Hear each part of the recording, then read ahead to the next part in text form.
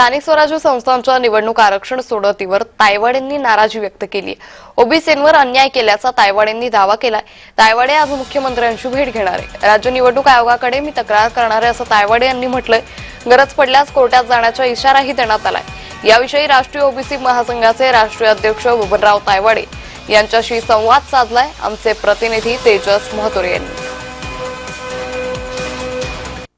स्थानिक स्वराज्य निवडणुकीच्या पार्श्वभूमीवर राष्ट्रीय ओबीसी महासंघ हे न्यायालयात जाणार आहे, कारण त्याचे आरोप आहे की कुठेतरी ओबीसी आरक्षण जे आहे तो कमी झालेलं आहे। आम्ही आपल्यासोबत थेट बोलण्यासाठी आहेत राष्ट्रीय ओबीसी महासंघाचे राष्ट्रीय अध्यक्ष डॉक्टर बबनराव तायवाडे। सर, काय सांगाल? आपण न्यायालयात जाणार आहे, न्यायालयात धाव घेणार आहे, आता काय आपली भूमिका असणार आहे संदर्भात?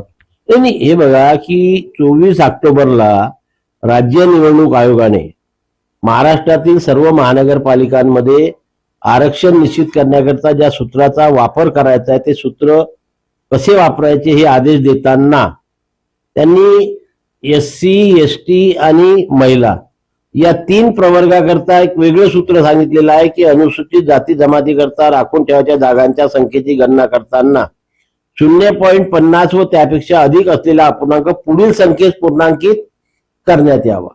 म्हणजे जसं फॉर एक्झाम्पल समजा 19.63 आलं त्याला 20 समजा, 17.52 आलं तर त्याला 18 समजा, अशा वरचा आकडा।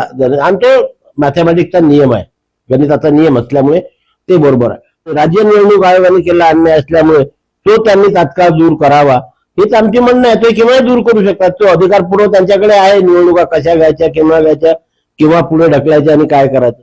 राज्य निवडणूक आयोग तो निर्णय घेऊन आमच्या ओबीसीवरती होत असलेला अन्याय नक्कीच दूर करतील अशी अपेक्षा बाळगायला हरकत नाही। मुख्यमंत्र्यांनी या संदर्भात पत्र लिहिलं का? मुख्यमंत्र्यांची आणि महसूल मंत्री चंद्रशेखर बावनकुळेची आपण कधी भेट घेणार आहात? आज नागपुरात आहेत, त्याच्यामुळे आज आम्ही त्यांचे वेळ बघून आज त्यांना भेटून आम्ही निवेदन देऊन ही मागणी करणार आहोत।